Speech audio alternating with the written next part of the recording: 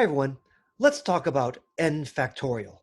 Again, on a TI calculator, you can find this in your PRB menu, the probability menu.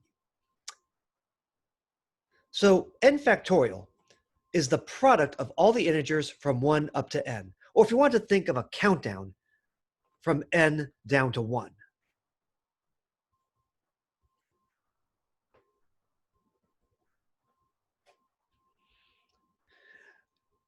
We can interpret n factorial as the number of ways to order n different items, or it's the number of full permutations of n distinct items, like for example, a deck of 52 cards.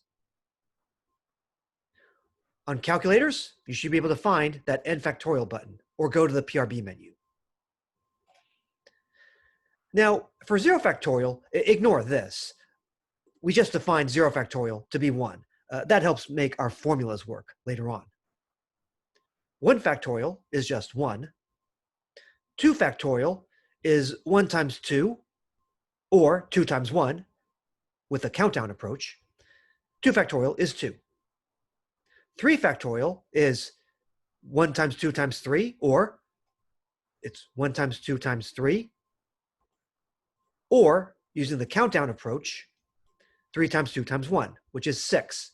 That's why we had 6 possible ways to assign gold, silver, and bronze to the 3 runners.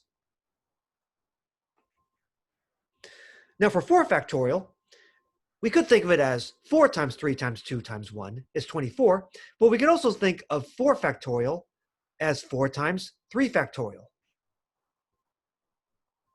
6 times 4 is 24.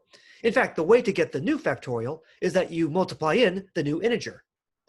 So notice that from 2 factorial, if you multiply in 3, you get 3 factorial. From 3 factorial, if you multiply in a 4, you get 4 factorial, and so forth. This is called a recursive relationship for factorial. Multiply 4 factorial by 5, 24 times 5 is 120, which is pretty big. If you have 5 runners in a race and they get gold, silver, bronze, tin, and dirt, there are 120 ways to assign the medals, and so forth. Notice that n factorial grows very rapidly. In fact, 15 factorial is already over a trillion, 10 to the 12th.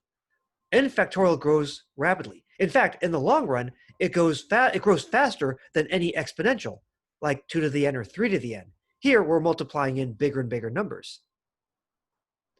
N factorial grows rapidly. And we're going to use this thing in many of our formulas.